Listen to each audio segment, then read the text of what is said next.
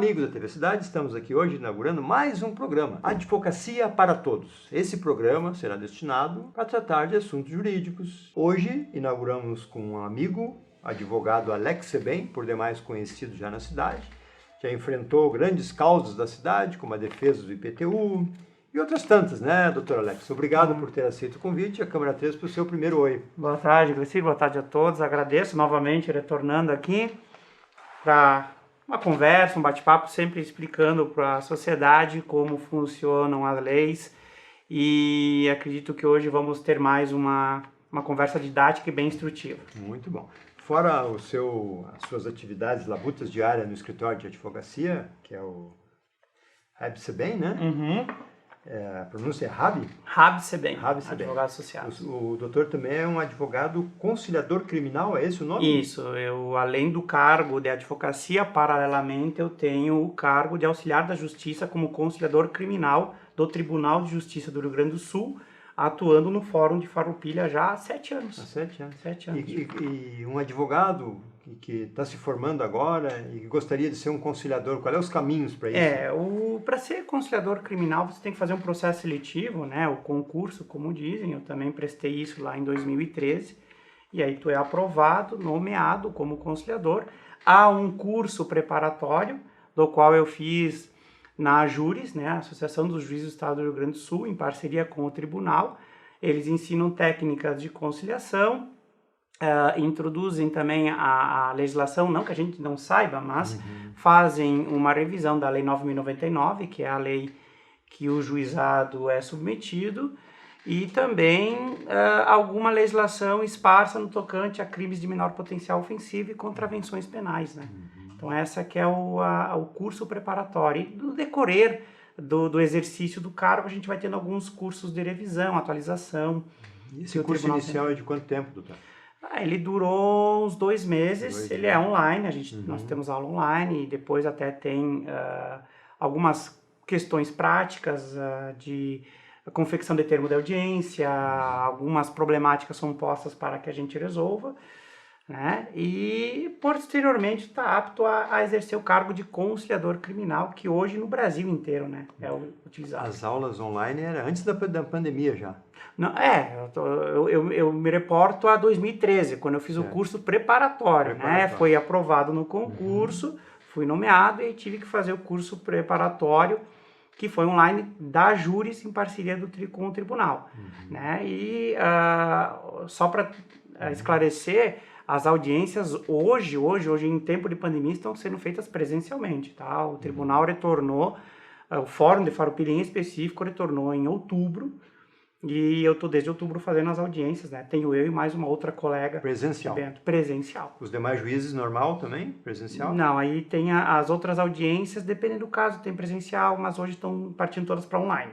Tribunal de júri também não? Não, por enquanto não teve não aqui em Farroupilha, e Caxias acho que também não tenho notícia. E o que é o juizado, assim, de especial criminal? O juizado especial criminal, mais conhecido como JECRIM, ele é um braço, tá, da justiça célere, da justiça mais simplificada. Nós temos os juizados especiais cíveis e os juizados especiais criminais, todos eles da Lei 9.099. E o interessante, Glacir, é que essa lei foi criada, ela foi um projeto do ex-presidente Michel Temer, grande constitucionalista, diga-se de passagem, com o ex-ministro do Supremo Tribunal Federal, Nelson Jobim. Então, um tinha um projeto e o outro tinha outro projeto, e eles uniram e formaram a Lei 9.099 de 1995, que alberga tanto as questões simplificadas, questões menos complexas da área civil, quanto a criminal, tá? No tocante à área criminal, que é onde eu atuo como conciliador, o juizado, ele analisa todos os crimes onde a pena máxima seria de 2 anos. Então, até 2 anos? Até 2 anos. Então, crimes de menor potencial ofensivo ou contravenções penais, que são espécies do gênero infração penal, elas vêm para o juizado. Então, só para simplificar, aquela pessoa, quando ela faz uma ocorrência policial, ou ela vai na delegacia, ou ela chama a brigada, a polícia militar, a polícia vem no local, A autoridade, no momento que ela verifica se tratar de um crime de menor potencial ofensivo, ela faz aquela análise prévia, substancial, ela já confecciona o termo circunstanciado, né? Não é o inquérito policial, não se abre uma portaria de inquérito. É um termo circunstanciado que será remetido ao Poder Judiciário, né, para a designação da audiência preliminar de conciliação ou de composição civil dos danos, dependendo o caso. O doutor falou na polícia militar. A polícia militar. A civil não faz. Faz a também. pessoa se dirige até a delegacia para fazer a ocorrência policial, e aí a autoridade lá, o escrivão, ou até quem esteja lá, o inspetor, a autoridade está fazendo às vezes, ele verificando se tratar de um crime de menor potencial ofensivo, por exemplo, uma ameaça, né? Ele já pega um termo de compromisso da pessoa, já designando uma data e horário para ele comparecer ao Poder Judiciário. Policial é a polícia, porque o próprio Poder Judiciário já remete para a autoridade policial uma data, né? Então ele já tem uma agenda do ano, o calendário das audiências do juizado. E aí esta pessoa que fez a ocorrência, ela, na data e horário designado, ela se dirige ao fórum para a audiência. E se ela não comparece? Bom, aí nós temos dois caminhos, tá? Depois que a ocorrência é feita, em prosseguimento, a autoridade policial chama o suposto autor do fato para ser ouvido na delegacia. E também para designar, entregar-lhe o compromisso de estar na data e dia, na data e horário avançados. Né? Nesta data, se a vítima não comparece, tá? A vítima não comparecendo, o processo é arquivado. Tecnicamente não é um processo ainda, é a ocorrência policial, mas a gente já cadastra como número, então eu já trato como processo. O processo é arquivado, porque demonstra desinteresse no prosseguimento, a não ser que ela, no prazo decadencial de 6 meses, né, ou posteriormente à audiência, ela venha com uma justificativa, um atestado comprovando a sua impossibilidade de comparecer à solenidade. Tem 6 meses ainda. O prazo decadencial é 6 meses, né? A pessoa, quando ela faz a ocorrência policial, ela tem 6 meses para dar continuidade, né? Representar criminalmente. Mas a audiência de conciliação é antes dos 6 meses, normalmente. Na verdade, assim, a pessoa faz a ocorrência, ela, na delegacia ou na brigada, ela vai dizer desejo representar criminalmente contra outro cidadão. No fato. No ato. Ou no registro da ocorrência. E se ela disser assim, não desejo representar, só quis fazer uma ocorrência policial, esta ocorrência vai tecnicamente aguardar na delegacia ou na brigada por 6 meses a contar da data do fato. Se nesses 6 meses ela não der prosseguimento, ela não retornar à delegacia e dizer eu quero continuar com a ocorrência, simplesmente ela vai ser arquivada, vai decair o direito dela poder representar. Aí ela teria que fazer outra ocorrência policial caso o infortúnio acontecesse, né, reincidisse no fato, acontecesse um novo crime. Tá? Então, basicamente é isso. A pessoa, quando ela faz a ocorrência na delegacia, ou ela chama o 190, que a polícia vai até o local, ela já não tem conhecimento, mas vai ter todo esse trâmite que vai acontecer até chegar na primeira audiência, tá? Que é uma audiência preliminar, de transação penal ou de composição civil dos danos. Para ver se há um acordo. Para ver se é um acordo. Né? Não tendo acordo. Não tendo acordo, aí apresenta-se a proposta de transação penal, porque funciona da seguinte maneira. Tá? Qual é o intuito principal dessa audiência? Qual foi o intuito principal da Lei 9.099? Tá? Trazer celeridade e resolver pequenos problemas do cotidiano, mas que também não estão afastados do Poder Judiciário. Para desafogar um pouco. Para desafogar um pouco o Judiciário, porque aquele jargão lá que um ministro, um juiz estaria julgando um furto de uma caixa de leite, ou briga de vizinhos. Isso não tem que parar lá na Corte Suprema. Isso pode muito bem ser resolvido no tribunal, no judiciário local, no fórum aí da sua cidade, né? E, consequentemente, essa Lei 9.099, ela veio justamente para trazer essa simplicidade, essa celeridade, tanto na esfera civil quanto na esfera criminal desses crimes pequenos. Porque pegamos, por exemplo, uma ameaça. Tá? 2 vizinhos discutem por uma questão alheia, e acabam um ameaçando o outro, e o que se sente constrangido ou chama a polícia no local, ou vai no outro dia, ou no mesmo dia, na delegacia fazer a ocorrência. Tá? Ele ganha o compromisso de ir até o fórum para fazer a audiência preliminar.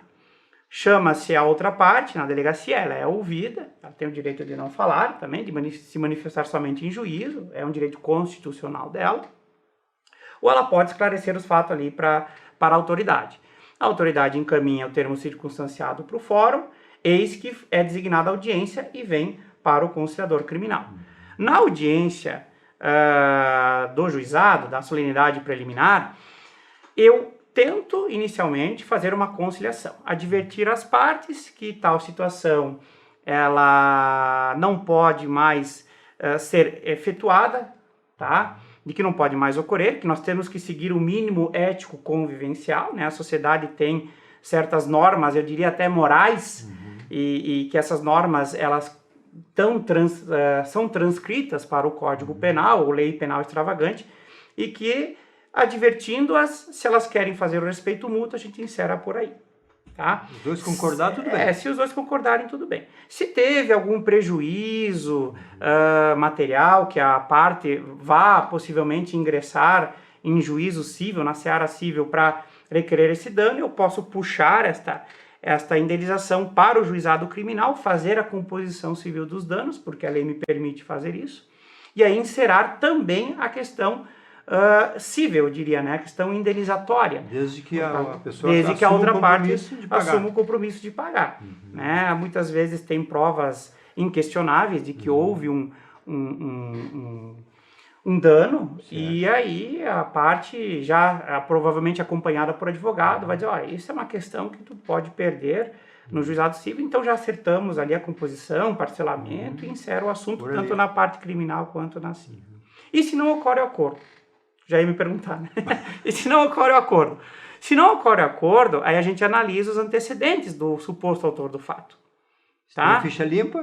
Se ele não tem não foi condenado por uma sentença penal condenatória no prazo de 5 anos, ou ele já não foi beneficiário desta transação penal, eu ofereço para ele a transação penal. Um acordo penal. Esse acordo é o próprio Ministério Público que oferece. Porque o Ministério Público é o órgão legitimado para ingressar com o processo penal. Tá? Ele trabalha em parceria com o Ministério Público. Na verdade, o Ministério Público ele simplesmente se manifesta no termo circunstanciado dizendo, olha, já que o suposto autor do fato atende os requisitos objetivos para a transação penal, o Ministério Público oferece proposta 1, proposta 2. Né? Hoje temos duas propostas, que envolve o pagamento pecuniário de um valor. O que seria pecuniário, por exemplo? Dinheiro. Pagamento efetuado numa conta bancária que depois é revertido por uma instituição de caridade. Tá? O Ministério Público de Farroupilha hoje, dependendo da situação, ele faz a proposta de um salário mínimo. Né? Daí tem questões de crimes ambientais, que geralmente são efetuados por empresas, pessoas jurídicas, aí então sobe um pouco esse valor. Né? Porque sempre o acordo, essa transação penal, ele tem um caráter didático, ele tem que ser educar, ele tem que significar uma educação para o suposto do fato, para ele entender que o que ele fez é errado. E aí vem a punição. A gente diz punição, né? O acordo penal não significa punição, a pessoa não está confessando. Se sai do bolso, está pagando. É simples entender. Uma vez um advogado, um colega, ele disse assim, doutor, mas se ele está aceitando, ele é uma meia-culpa. Não é que é uma meia-culpa, né? Ele não se considera culpado. Você não confessa o crime porque não é mérito da questão, é uma questão preliminar, né? Não há uma denúncia, não há uma ação penal já formada, onde ele está respondendo um processo. É um acordo de despenalização, é ao contrário do que as pessoas pensam, né? Nós não estamos imputando uma pena, você está aceitando. Se nós propomos o acordo e você aceitar, nós não lhe processamos. Mesmo assim, o doutor não considera que ele é culpado? Não. Não, porque as pessoas elas têm essa noção, mas a gente simplesmente diz, calma, não é mérito, você não está sendo processado, não vai gerar antecedentes, a própria Lei 9.099 disserta isso, que não gera antecedentes. Quando ele faz um acordo, ele deixa de ser com a ficha limpa? Não, ele continua com a ficha limpa. Continua. A transação penal não gera antecedentes, então ele continua réu primário. Mas quando tem o TAC... Não, mas aí o TAC é o termo de ajustamento de conduta, que é uma questão ambiental. Que daí tem a reparação ambiental, que daí vem da Lei 9.605, que é a Lei de Crimes Ambientais. Mas se tiver TAC, ele já não é ficha limpa. Não, mas aí o TAC é um termo administrativo, né? Termo de ajustamento de conduta feito pelo Ministério Público com o suposto autor do fato. Também não significa... Mas ele não decorre de uma sentença penal condenatória. Mas é um acordo. É um acordo. Tá. E esse acordo... pelo ataque vamos supor, do meio ambiente, ele deixa de ser ficha limpa. Não, ele continua. Continua? Não, é uma questão administrativa. Não aparece? É uma questão administrativa. A empresa, ela pode ter consequências do descumprimento do TAC, aí sim, pode virar um processo. A partir do momento que ele faz um acordo do TAC... o termo de ajustamento de conduta é justamente para haver uma reparação de dano ambiental ali. Ou para que a empresa tome uma conduta, não só na questão ambiental. Eu já verifiquei empresas, isso na função de advogado, onde eu fui fazer uma palestra na semana da CIPA sobre assédio moral numa empresa que ela teria feito um termo de ajustamento de conduta com o Ministério Público diante do fato de dentro daquela empresa ter ocorrido algo muito grave para chegar a esse ponto que envolvesse assédio moral. Né? Então esse termo de ajustamento de conduta, o próprio nome é autoexplicativo, ele já relata que a empresa, o infrator, terá que tomar uma conduta administrativa para reparar um dano que teve. E também, esse TAC não afasta um processo criminal. Uma coisa é uma coisa?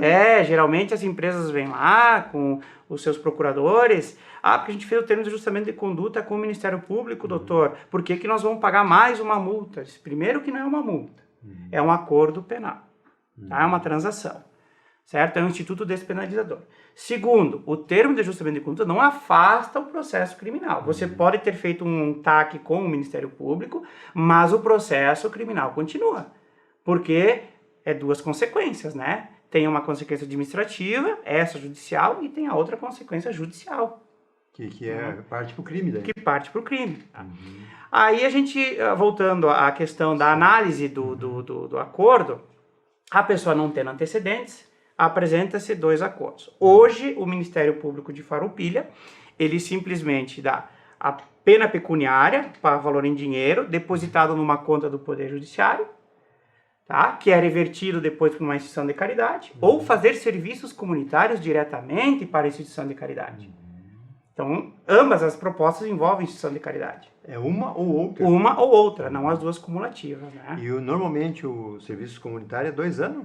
Ou não? Não, os serviços comunitários hoje gira em torno de 6 semanas, 8 horas por semana. Tá? É a proposta atualmente. Não quer dizer que seja essa fixa. Tá? O Ministério Público, dependendo do caso, ele aumenta, ele diminui. Essa é a mínima. Essa é a padrão, vou dizer assim. A maioria dos delitos de menor potencial ofensivo, o Ministério Público está oferecendo esse acordo. 6 semanas, 8 horas por semana. Tá? É moleza também, né? Assim, a questão é didática. E sabe o interessante, Gracir? Muitos prestadores, eles viram prestadores de serviços, eles continuam, porque eles veem que a ação social que é feita, e esse ponto eu concordo plenamente, da função didática que esta audiência tem, que este procedimento da 9.099 da lei possui, ele acaba educando a pessoa volta e ela continua a fazer serviços comunitários, ela entra nessa questão social. Se sente bem em fazer. Esse é o ponto da ressocialização da sociedade, que muitos condenam, não, porque tem que punir. Calma, tem que punir. O direito penal, ele é a intervenção mínima, esse é um dos princípios dele, né? Ele seria a última ratio, a última razão que a sociedade vai usar para punir uma pessoa. Mas esses delitos pequenos, se tu ressocializar a pessoa, se você educar ela, ensinar que o outro lado da moeda é melhor, você está salvando um cidadão do que mantendo ele no mundo do crime. E a gente sabe que inicia-se em pequenas contravenções e dali só tende a progredir para o mundo do crime. Principalmente quando vai para o presídio fazer pós-graduação. Geralmente tem a posse de entorpecentes, que também vem para o juizado e existe a pena de advertência, né? A lei de tóxicos, no artigo 28, fala da pena de advertência, eu falo muito para eles. que os entorpecentes é a porta de entrada de crimes mais graves. Furto, roubo, homicídio, tráfico.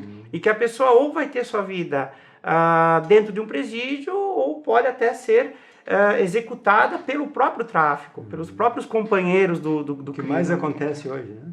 É o que mais acontece Isso hoje. aí nos Infelizmente, posse de entorpecentes é uma das maiores incidências do juizado hoje, né?